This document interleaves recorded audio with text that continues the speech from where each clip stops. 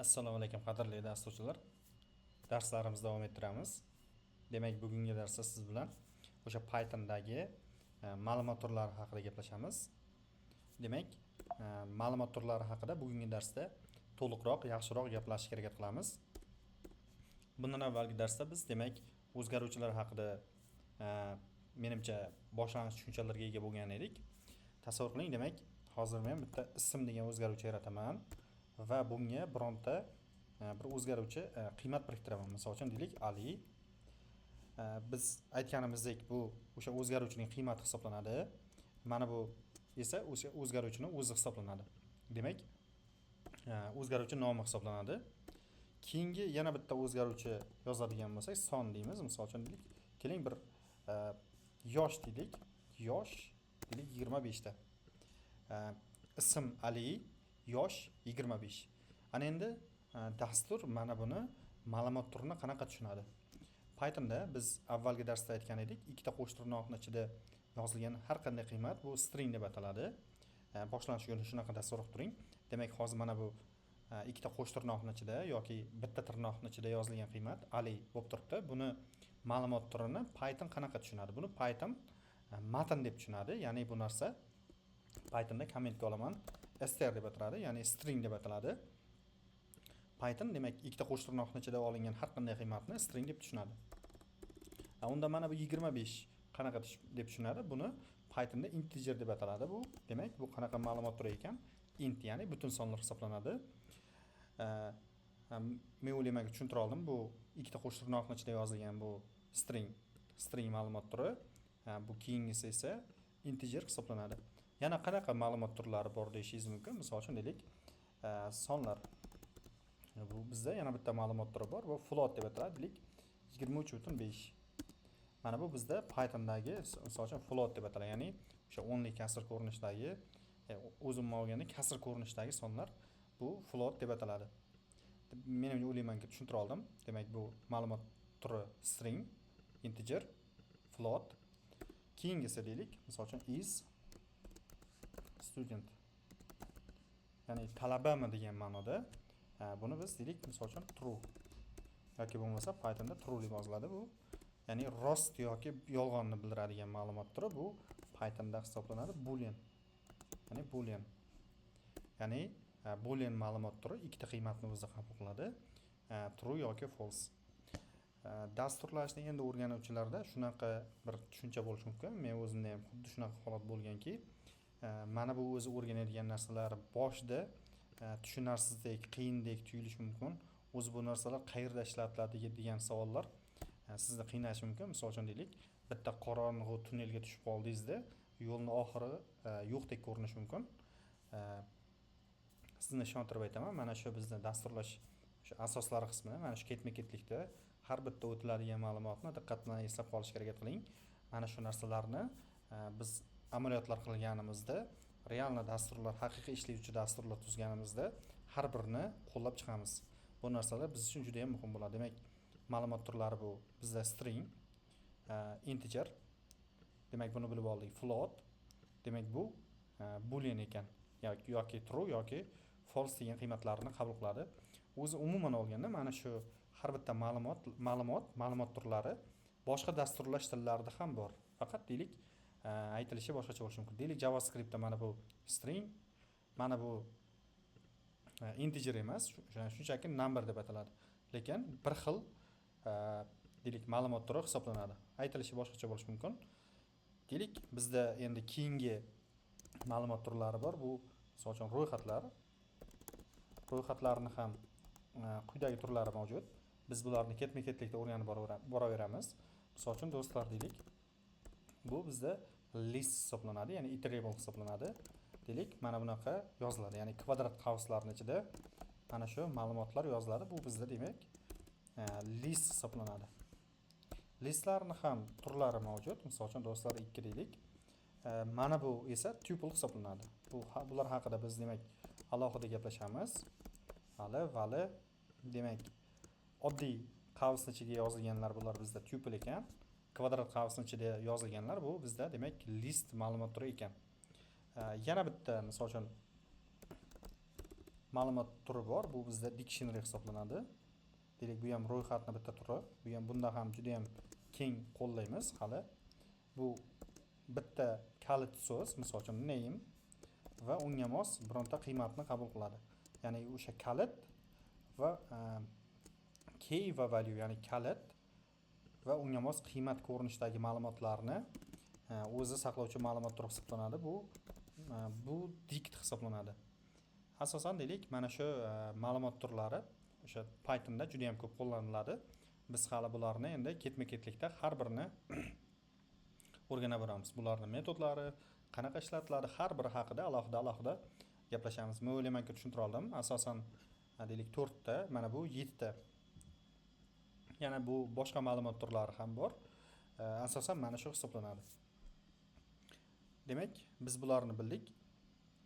Endi siz aytishingiz mumkin, mana shu ma'lumot turlari aynan mana shunaqa nomlanishini, ya'ni string, integer, floatligini qayerdan bilasan? Qayerdan o'zi aniqlab olishimiz mumkin degan savol bor. Bizda Pythonda kechagi safar biz bitta funksiya o'tgan edik. Kodlarimizni konsolga chiqaradigan bu print.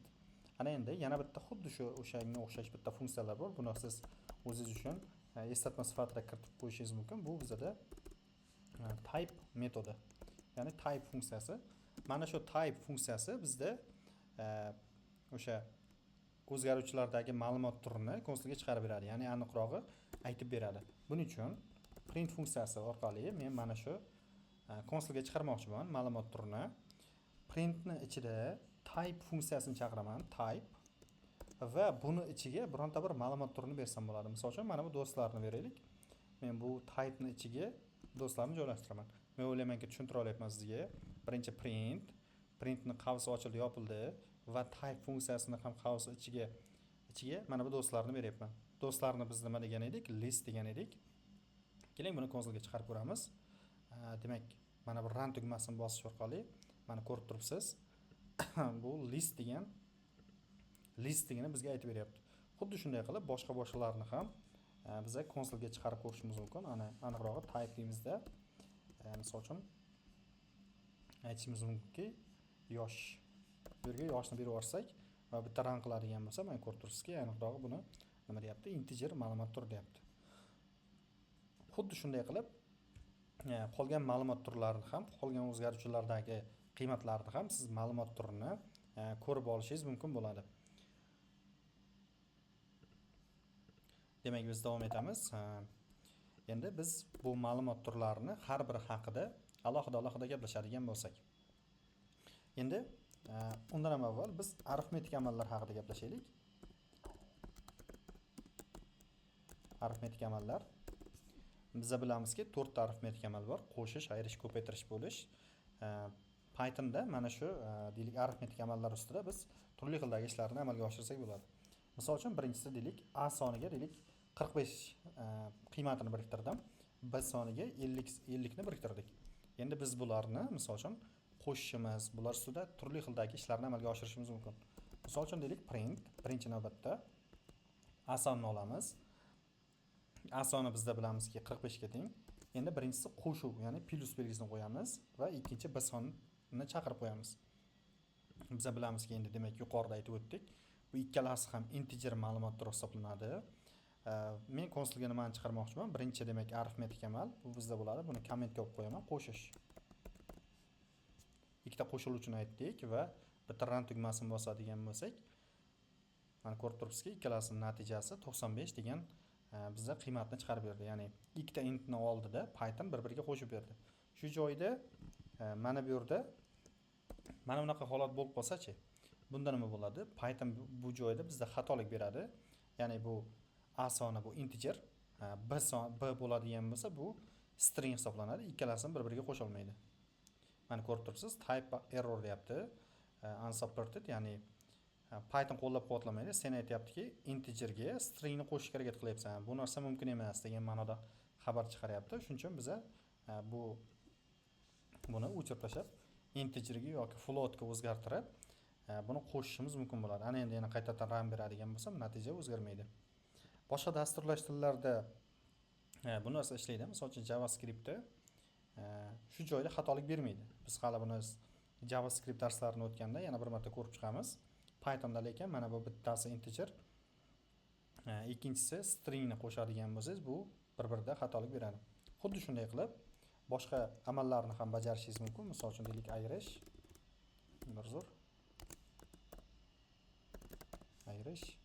print deymiz. Xuddi shunday a minus b. Oddiy siz o'sha maktabda matematikada bilgandek. Keyingisi deylik bizda bo'ladi ko'paytirish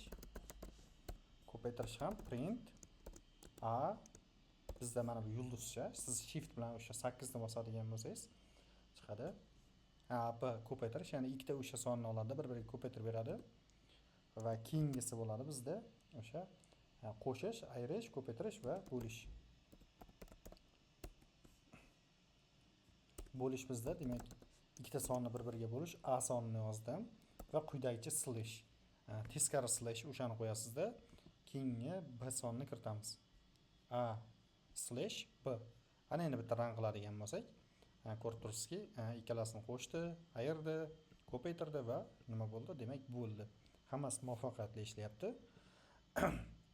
Yana biz qo'shimcha foydalanishimiz uchun demak darajaga ham oshirishimiz mumkin bo'ladi. Darajaga oshirish. Buning uchun demak print a ning birinchi darajasini ko'rmoqchi bo'lsam yoki bo'lmasa keling a ning kvadratini ko'rmoqchi bo'lsam, buning uchun ikkita mana bunaqa yulduzcha qo'yaman-da, 2 deb yozaman. Shunda yaxshilab e'tibor beramiz. A sonini 2 ga ko'paytirmaydi, a sonini kvadratga oshiradi. Ya'ni a sonini 2 marta o'ziga ko'paytirib beradi. Va demak 45 ni hozir nimasini chiqarib beradi? Bizda kvadratini chiqarib beradi. Bitta run qiladigan bo'lsak, mana ko'rib turibsizki 2025 degan natijani chiqaryapti. Xuddi shunday qilib a ning birinchi darajasini ham nima qilishimiz mumkin? Bu yerda hisoblashimiz mumkin bo'ladi. Mana ko'rib turibsiz. Juda ham ko'p qiymatlarni oldi. Shu demak bitta yulduzcha qo'yadigan bo'lsangiz, oddiy ikkita sonni bir-biriga ko'paytiradi. Agar ikkita yulduzcha qo'yadigan bo'lsangiz, bu darajaga oshiradi. Xuddi shunday yana bitta narsa borki, bizda butunli bo'lish. Misol uchun deylik, bunda nima bo'ladi? Print a bo'lingan b qiladigan bo'lsak, oddiy bo'ladi. Misol uchun ikkita slash qo'yadigan bo'lsak, a sonining b soniga bo'lgandagi butun qismini bizga chiqarib beradi. Ya'ni keling bularni oddiy son misolida chiqaraylik. 3 bu b sonni 2 ga o'zgartiraman. 3 ni 2 ga bo'lsak, biz bilamizki 1.5 degan natija chiqadi. Bu yerda 1 soni butun qismi. Aynan mana shu ikkita slash bu Pythonda demak o'sha a sonini b soniga bo'lgandagi butun qismini aynan bizga chiqarib beradi. Demak, hozir natija, biz kutgan natija 1 sonni chiqarish kerak. Ayniqsa bu, lekin bu float ko'rinishida chiqarib beradi hozir. Yani ko'rib turibsizki, demak a ning b ga bo'lgandagi qiymati nimaga teng ekan? Butun qismi 1 ga teng bo'ladi. Xuddi shunday biz qoldiqli bo'lishni ham ko'rishimiz mumkin bo'ladi bu yerda. Qoldiqli bo'lish. Buning uchun print deymiz. Ya'ni a sonini b soniga bo'lgandagi qoldiqni chiqarishimiz mumkin. Buning uchun bo'ladi, siz quyidagi belgini kiritasiz. Ya'ni mana bunaqa foiz belgisini kiritasiz. Bu qoldiqli bo'lish bo'ladi bizda. Qoldiqli bo'lish a sonini b soniga bo'lgandagi qoldiqni bizga chiqarib beradi. Hozir bitta konstiga chiqaradigan bo'lsak, ko'rib turibsizki, quyidagi natijani beryapti. Demak, kichik sonni katta songa bo'lganda shu sonni o'zi bo'ladi. Buni ham xuddi shunday, misol uchun 3 deylik, buni misol uchun 2 qilishingiz mumkin va buni ham run qilib chiqarishingiz mumkin. Mana ko'rib turibsizki, bir qoldiq qolyapti. Demak, qoldiqli bo'lish ekan, biz bilib oldik. Ikkita slash bizda bo'ldi, bu butunli bo'lish, ya'ni butun qismini oldi. Ikkita yulduzcha esa bu bizga darajaga oshirish bo'ldi. Mana shu bizdagi eng ko'p ishlatiladigan o'sha buyruqlar, arifmetik amallar hisoblanadi. Asosan mana bu 4 talasi va bizga qo'shimcha mana bular yordamga keladi. Demak, men o'ylaymanki bu narsa sizga tushunarli bo'ldi. Ana endi keling bular ustida turli xildagi bir amallar bajaraylik. Hozir oddiy bitta dastur tuzamiz. Foydalanuvchidan ma'lumot olamiz, ya'ni misol uchun uni yoshini so'raymizda, tug'ilgan yilini hisoblab beramiz yoki teskarisi, tug'ilgan yilini so'raymizda uni yoshini hisoblab beradigan dastur tuzamiz. Buning uchun foydalanuvchidan uni yoshini so'rab olaylik. Bitta o'zgaruvchiga biriktirmaymiz-da. Aynan bizlar Demak, yoshini so'raymiz. Buning uchun bizda mana shu darsda o'rganadigan yana bitta funksiya zarur hisoblanadi. Bu bizda input. Bu Pythonda xuddi shunaqa bitta funksiya mavjud. Bu input o'sha userdan mana bu terminal oynasida ma'lumotni so'rab olishimiz mumkin bo'ladi. Keling, buning uchun men bitta yosh degan o'zgaruvchi biriktirsamda, men bu yerga inputni chaqirib olsam. Inputni ichiga men shu foydalanuvchiga ko'rinadigan bironta so'z chiqarib qo'yishim mumkin. Buning uchun aytamanki, yoshingizni kiriting deb ikki nuqta qo'yib qo'yamiz. Ana endi foydalanuvchidan yoshini kiritadi. Misol uchun turli xildagi yoshni kiritadi. Misol uchun deylik 25, 24 farqi yo'q. Xohlagan yoshini kiritadi. Ana endi mana shu kiritgan yoshini bizlar bu yerda hisob-kitob qilib, uni tug'ilgan yilni hisoblab berishimiz kerak yoki teskarisi qilaylik. Tug'ilgan yilingizni deylik. Tug'ilgan yilingizni kiriting. Ana endi bitta muhim narsa bor. Mana bu input orqali biz foydalanuvchidan bironta ma'lumot oladigan bo'lsak, bu mana bu o'zgaruvchiga string ko'rinishda saqlaydi. Ya'ni input orqali kiritilgan har qanday ma'lumotni Python mana shu o'zgaruvchiga string ko'rinishda biriktiradi. Ana endi misol uchun foydalanuvchi tug'ilgan yilni kiritadi deylik. Bu 2000 kiritadimi, misol uchun 97 farqi yo'q. Xohlagandek tug'ilgan yilni kiritadigan bo'lsa, mana bu yosh degan o'zgaruvchiga string ko'rinishda saqlanadi. Endi deylik bu deylik t yil deb o'zgaruvchiga biriktirdik. Endi uni yoshini hisoblamoqchi bo'lsak, biz nima qilamiz? Yosh teng joriy yil 2025 ayirishimiz kerak bo'ladi nimani? Tug'ilgan yilini. Shunda o'sha foydalanuvchini yoshi kelib chiqadi. Hozir 2025 da mana bu t yilni ayira olmaydi Python. Xuddi yuqorida ko'rsatganimizdek type error chiqib qoladi. Sababi mana bu t yilning stringligida. Biza buni boshqa ma'lumot turiga o'tkazib olishimiz mumkin bo'ladi. Buning uchun t yil deymizda buni integerga o'zgartirib olsak bo'ladi. Buning uchun int degan bitta funksiyani chaqirib olamanda, buning ichiga t yil degan qiymatni berib qo'yaman. Shunda natija nima bo'ladi deyishingiz mumkin. Mana bu stringni oladida, mana shu int funksiyasi buni integerga aylantiradi-da, yana xuddi shu o'zgaruvchiga biriktirib qo'yadi. Men o'ylaymanki tushuntira oldim. Ana endi bu t yil ham o'zgaruvchi integer hisoblanadi. Endi mana bu ikkala arifmetik amalda ifodada xatolik chiqmaydi.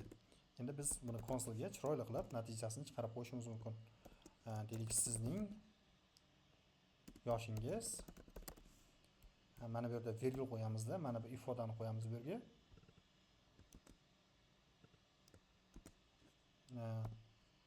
Misol uchun nechida o'sha da degan qiymatni ham qo'shib qo'yamiz. Shunda yana ham ma'noli chiqadi. Bitta run tugmasini bosadigan bo'lsak,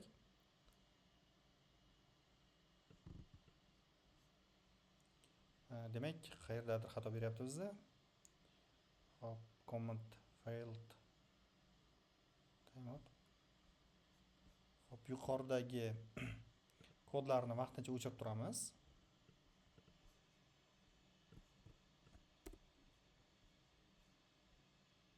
Barchasini o'chirib turamiz.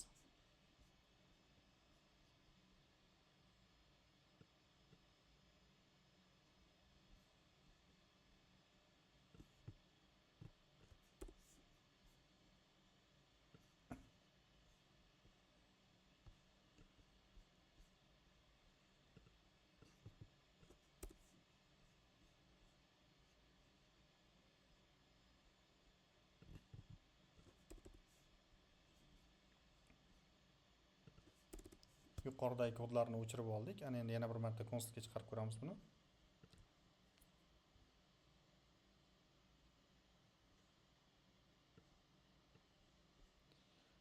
Demak, bu terminalda qanaqadir bitta xatolik chiqaryapti. Command failed main.py.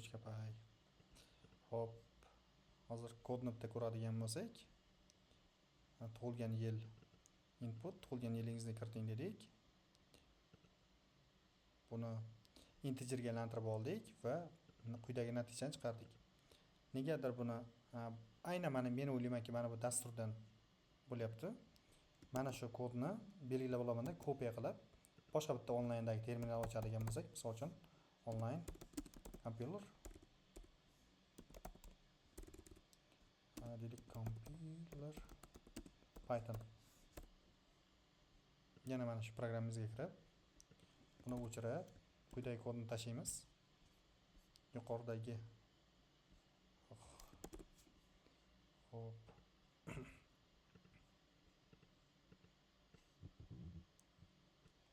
faqat kodlarimizni olamiz va bu yerga kirib tashlab olamiz. Hop, mana bu raqamlarni o'chiramiz.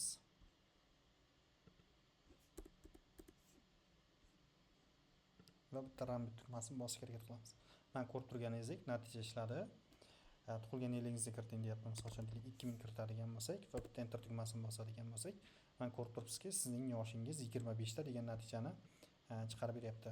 Agarda mana buni biz integerga aylantirmaganimizda, hozir buni men olib turadigan bo'lsam va qayta run bosadigan bo'lsam, misol uchun tug'ilgan yilni kiritamiz deylik 2003. Mana ko'rib turganingizdek, yana xatolik chiqib kelyapti. Bu narsani biz yana ham osonroq yozishimiz mumkin. Misol uchun buni olib tashlasamda, to'g'ridan to'g'ri mana shu input funksiyasini men birdaniga deylik shu joyini o'zida o'zgartirib olishim mumkin. Mana bu inputni o'zini men 40 qilib olamanda, birdaniga mana shu joyda integerga aylantirib, buni ichiga mana bu inputni berib yuboramiz. Ya'ni foydalanuvchidan ma'lumot olinadi, dastavval input orqali olinadi, string ko'rinishda bo'ladi. String ko'rinishda mana bu integerga aylantiradi, buni o'zgaruvchiga biriktiradi. Mana shunaqa ko'rinishda yozadigan bo'lsak ham natija o'zgarmaydi. Endi qaytadan bitta run tugmasini bosadigan bo'lsak, hozir ko'ramiz deylik.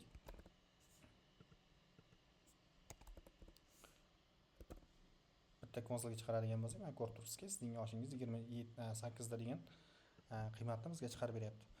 Men o'ylaymanki, bu narsa sizga tushunarli bo'ldi. Input funksiyasini ham tanishib oldik. Endi keling, Pythondagi o'sha string haqida ozgina siz bilan ma'lumotga ega bo'lsak. String ma'lumot turi bilan to'liq string haqida gaplashadigan bo'lsak, string biz aytdikki, o'sha ma'lumot turi, buni biz turli xildagi buni metodlari bor, ya'ni string bilan ishlovchi Pythonda o'ziga xos metodlari bor hisoblanadi. Masalan, deylik, ma'lumot deb yozadigan bo'lsam, ma'lumot, salom, men dasturlashni o'rganyapman.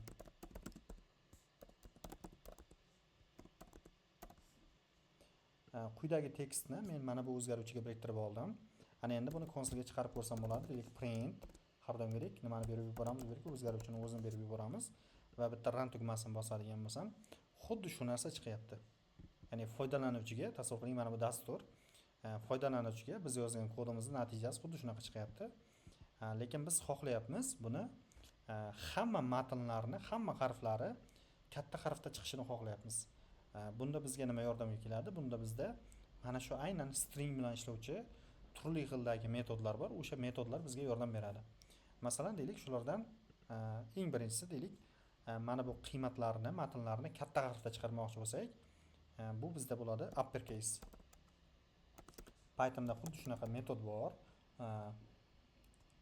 Bu uppercase hisoblanadi. Xuddi shu mana shuni chaqiramiz. Ya'ni bizning o'zgaruvchini ichida quyidagi tekstlar bor. Mana shu tekstlarni hammasi mana bu bizdagi funksiya, uppercase funksiyasi, ya'ni metodi hamma qiymatlarni katta harfga o'zgartiradi. Va endi qaytadan bitta run tugmasini bosadigan bo'lsak, xatolik kelib chiqyapti. Uppercase. Buni 1000 sal boshqacharoq yozamiz. Demak, upper deb yozamiz va buni ichiga ma'lumot beramiz. Va bitta run tugmasini bosadigan bo'lsak, yana natija chiqib keldi. Yana bitta qaus ortiqcha deyapti. Bitta run tugmasini bosadigan bo'lsak, hop, upperni xato yozing deyapti.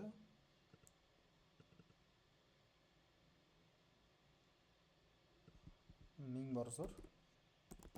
Ma'lumot tochka deylik, upper deydigan bo'lsak va qavs ochib o'padigan bo'lsak, ana endi bitta run qiladigan bo'lsak, mana ko'rib turibsizki, natija quyidagicha chiqyapti. JavaScriptda uppercase yozilardi. 1001 zo'r. Hozir men u bilan chalib ketdim. Pythonda upper yoziladi. Demak, bizda o'zgaruvchi ana undan so'ng upper funksiyasini chaqirib bitta run beradigan bo'lsak, ko'rdikki, mana bu qiymatlarning hammasini bizda katta harfga chiqarib berdi. Xuddi shunaqa teskari qilmoqchi bo'lsak-chi, bunda nima qilamiz? O'sha o'zgaruvchini o'zini yozamiz va undan so'ng lower degan funksiya bor bizda. Mana shu lower funksiyasi orqali buni biz hammasini deylik kichik harfga o'zgartirishimiz mumkin bo'ladi. Bu yerda low qolib ketdi. Yana bitta run qiladigan bo'lsak, ko'rib turibsizki, hamma matnlar kichik harfga o'zgartirildi. Biz mana bu S harfi katta harfda yozilgan edi. Bunda esa hammasi kichik harfga o'tkazib berdi. Xuddi shunaqa turli xildagi bizda metodlarimiz mavjud. Buni biz keyingi darsda to'liq batafsil ko'rib chiqamiz. Hozir darsimiz cho'zilib ketmasin. Keyingi darsda to'liq mana shu joydan davom ettiramiz. E'tiboringiz uchun rahmat.